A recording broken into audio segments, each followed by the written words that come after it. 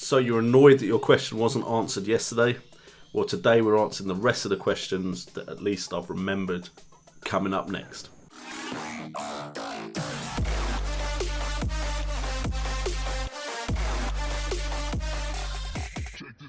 What's up guys, and welcome to JNO United, bringing you the best in football news, entertainment and games. And today we're looking at the rest of the Q&A questions from my subscribers in the comments down below and on Twitter. But before we get into that, make sure to subscribe to the channel if you're new around here. It's been going nuts. Literally, I've sat down to record these videos and in the space of half an hour I've got 4 subs, which is, for this channel anyway, is crazy. Make sure to hit that like button and leave any questions you have down in the comments down below. If I get enough, there'll be another Q&A video. If you want to be invited to one of my head-to-head leagues, remember to send an invite to jnoinvites@gmail.com. Let me know your YouTube name and if you've been subscribed to the channel from last year, or if you're new to FPL on my channel this year, and that way I'll pick if you can be in one of the head-to-head leagues. And also on Twitter, send me screenshots of your side if you want me to rate your team. And let's get on into the video. Wow, I've got so much more to say in the intro now. You guys have been giving me so much to work with. Anyway, let's get on with the first question. Okay, the first question is from Roshan Ayew. Again, apologies if I say the foreign names wrong. And he asked, do I think Wijnaldum will be a good pick in Fantasy Premier League? And my straightforward answer would be maybe. But if I had to sit either side of the fence, I'd probably say no. My gut instinct is Wijnaldum is good, but at a side where he isn't the focal point, I think you might be getting more points off of other players that they've either already got or they've brought in. I think Mane may be more explosive than Wijnaldum, and I think Coutinho or Firmino will both probably have a better season. I think Firmino and Mane are probably the two top options from the Liverpool side, other than say Sturridge if he stays fit. So I'm not saying it's impossible, but I personally just have the gut feeling that Wijnaldum will probably do an okay job there, but he doesn't seem like the type of player that fights. In that Newcastle side that got relegated, he was great at the beginning and then kind of went missing, and he should have been the player that was stepping up.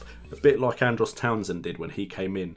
Wijnaldum should have stepped up, took the games by the scruff of the neck and tried to keep his side in the Premier League. So my gut instinct is no, but I could be wrong, of course. The next question is from Tom O'Donnell, and he asks, would you reckon Zlatan Ibrahimovic? Now, I would never go against the god of football, so of course I would recommend Zlatan Ibrahimovic. If I said anything bad about Zlatan Ibrahimovic, he might find out and he might trash talk me to death. Either way, I've done a player analysis on Zlatan Ibrahimovic, and he's under Mourinho, who's a manager he respects and he's played well under before, and he's got players like Mkhitaryan behind him. So I imagine Zlatan Ibrahimovic will have a good season. If you want a more in-depth view of Zlatan Ibrahimovic, go check out that player analysis and I'll let you know if I think he's a good option. Now, there's always that what if. You never know for certain, but would I recommend Ibra? Yes. The question is Ibra going to be better than Harry Kane? And is he going to be better or equal to Aguero? That is the big question. If the answer is yes, he should go in your side before Aguero and before Kane. If the answer is he's close to Aguero's record, then maybe he should be picked anyway. And if you think Kane is going to outperform them both, then pick Kane and you can forget about Aguero and Zlatan Ibrahimovic. Next up is a question from Ricky Cleveland, and he asks, what do you think of Lamela as a cheap option at 7 million? And I think Lamela is a great option at 7 million. He was in my On the Rise episode. He showed last season that he could potentially be a great FPL player for us. In that side with Pochettino, he could have a breakout season this year. I'm calling it now. I think it's possible. Again, he could go back to previous form and not impress. But at 7 million, in a side that is quite good at getting goals, if Lamela is starting, I can imagine for 7 million he should get a decent amount of points. He is sitting in my second draft team as it stands right now. So at the moment he's got my stamp of approval. That of course could change. Everything can change before the first day of the Premier League. But I would say yes, at 7 million, Lamela is a very good option. Marcus Pentland asks, where will you be sending the invites for the head-to-head leagues?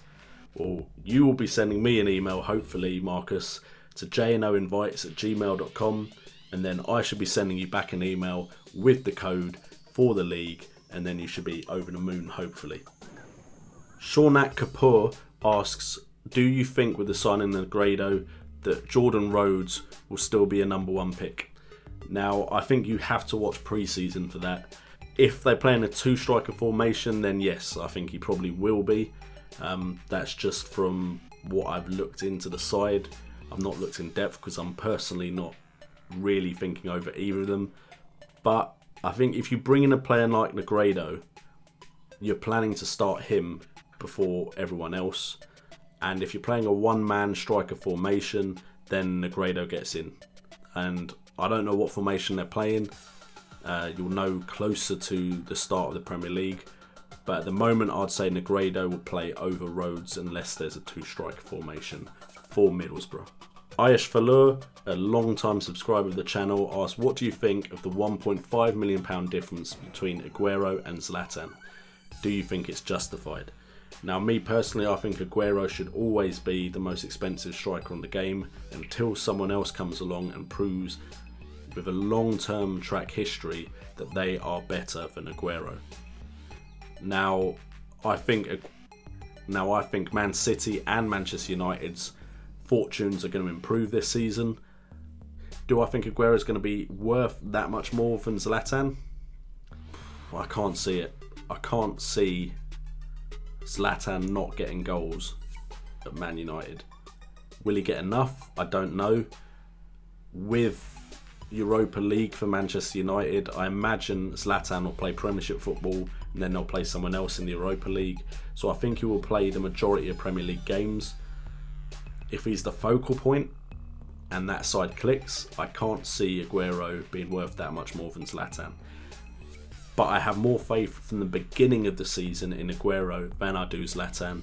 I have more faith in the beginning of the season in Manchester City than I do Manchester United. So my pick right now, before the season starts, is Aguero, but I will be monitoring that situation, and as soon as I think I know where the points are coming from the likes of Zlatan, Aguero, Harry Kane and Vardy, then that will really decide who my premium priced striker will be. Seb the Bargain Hunter asks, do you think Ayew or Sigurdsson would be the best choice for your Fantasy Premier League side? Now, I did answer it in the comments, but I'll just go over my answer a bit more detailed. I think Sigurdsson is always the safer option, but keep an eye on it because Andre Ayew is a more advanced player. He's more likely to score goals if he is playing well, and he can get played up front sometimes. If he's playing up front, he could get on the end of Sigurdsson's assists, and maybe you want both, depending on the fixture list. But I think Ayew could be a lot more explosive. He could be someone who is a must-have, whereas I think Sigurdsson is one of those players that will have a good season, but I don't see him being an explosive option to the extent that Andre Ayew will be if he's in form. So I'd say Sigurdsson right now at the start of the season, and then Ayew could be the option to bring in if you notice a pattern in Swansea's play, or if you're trying to catch up with people because your season didn't start off as well as theirs did. But both are very good options.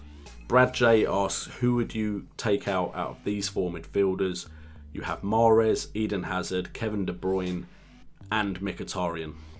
Now, I would take out Mahrez first, and that may come to bite me in the arse, and that's only recently a decision I've made, but Mahrez and Leicester have a tougher start to the season, especially if you're only counting the first 3 games, than the other 3 options do.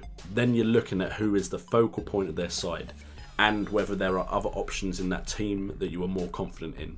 Now, if you're going to Manchester United, I think you're picking Mkhitaryan or Zlatan Ibrahimovic, just because I don't think there's anyone from last season in that Manchester United side that screams out to be picked. I know Anthony Martial is now a midfielder, but his record wasn't that amazing anyway as a striker, not to the extent where he's better than any other midfield option in the league. So I think you're looking at Mkhitaryan, I think you're looking at Zlatan. If you're going with Zlatan, then I'll drop Mkhitaryan. If you're not going with Zlatan, then maybe Mkhitaryan is an option. The same goes for Kevin De Bruyne. If you're picking Aguero, do you need Kevin De Bruyne and Aguero at the start of the season? If Manchester City flop and you've used all 3 Manchester City options, you've taken 3 spots out of your team that could have got you points. So if you've gone with Aguero or Ibrahimovic, I think that has a bearing on if you go with De Bruyne or Mkhitaryan. My gut is saying Eden Hazard is the most valuable player in that 4, and I could be proven so wrong, and I'm going to regret this. But in that Chelsea side, Eden Hazard could be the focal point of the team. He could be the most valuable player. I don't know that for certain, but it's a gut feeling that he could be the star man for Chelsea again this season. Under a new manager, he might want to prove himself. He might want to put himself back in that transfer window.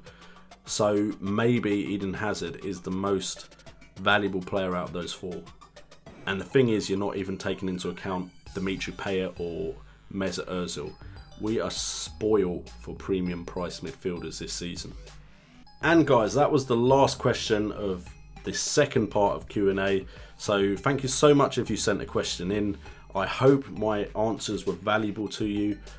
If they weren't, let me know in the comments down below. If they were, let me know. And if you disagree with anything I said, make sure to put it in the comments down below.